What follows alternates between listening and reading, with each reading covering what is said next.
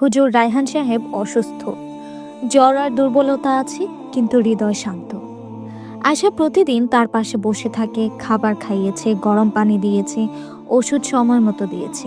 প্রতিদিন তার চোখে একটা মিষ্টি দোয়া থাকে, হে আল্লাহ, আমার হুজুরকে সুস্থ রাখুন, তাকে আমার জন্য বরকত এবং শান্তির উৎস বানান। রাতের নামাজ শেষে আয়শা আস্তে করে বলল, হুজুর, আমি আজকে কেবল আপনার পিচ্ছি বউই নয়, আমি আপনার দোয়া, আপনার শান্তি, আপনার সাহচর্য। হুজুর তার হাত ধরে বললেন, আয়শা, আল্লাহর রহমতে তুমি শুধু আমার স্ত্রী নও, তুমি আমার জীবনের ঈমানের আলো। তোমার মায়া আমাকে সুস্থতা দেয়, তোমার দোয়া আমাকে শক্তি দেয়। আয়শা কণ্ঠে কাঁপন নিয়ে বলল, হুজুর, আমরা একে অপরকে আল্লাহর জন্য ভালোবাসি, তাই কি না? হ্যাঁ আয়শা, আমাদের ভালোবাসা দুনিয়ার নয়, এটা জান্নাতের পথে, আল্লাহর সন্তুষ্টির জন্য। ঘরে চুপচাপ শান্তি নেমে আসে, জানালার বাইরে হালকা বাতাস বইছে, চাঁদের আলো পড়ছে তাদের কপালে।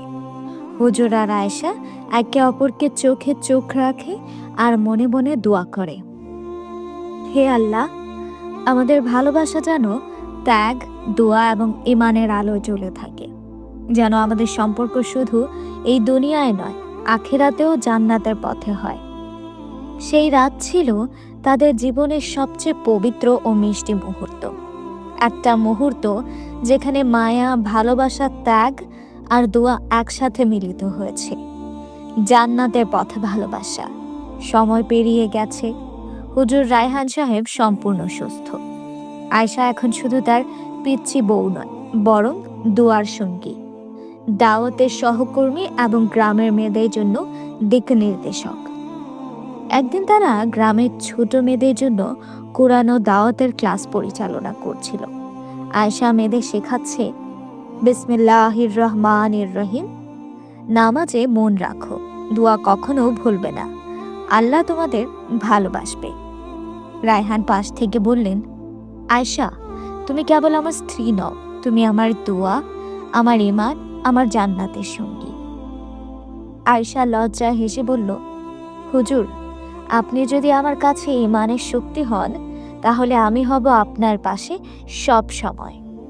দুজন একসাথে হাত ধরে দাঁড়ালো, চোখে আল্লাহর সন্তুষ্টি এবং হৃদয়ে দোয়া। আয়শা বলল, আমাদের ভালোবাসা যেন কখনো দুনিয়ার জন্য না হয়, বরং আল্লাহর সন্তুষ্টির জন্য হয়। রায়হান মৃদু হেসে বললেন, ইনশাআল্লাহ, আমাদের ভালোবাসা পবিত্র, মিষ্টি আর জান্নাতের পথে। বাইরে সূর্য ডুবে যাচ্ছে, ঘরে শান্তি। দুজন একসাথে নামাজে দাঁড়িয়েছে, দোয়া করছে, হাসছে, একে অপরের হাত ধরে, যেন জান্নাতের ছোট আলো তাদের ঘরে নেমে এসেছে। শেষবারের মতো আঙ্গুলে হাত ধরে তারা জানালো, ভালোবাসা মানে কেবল মায়া নয়, এটা দোয়া, ত্যাগ এবং আল্লাহর সন্তুষ্টির জন্য জীবনযাপন।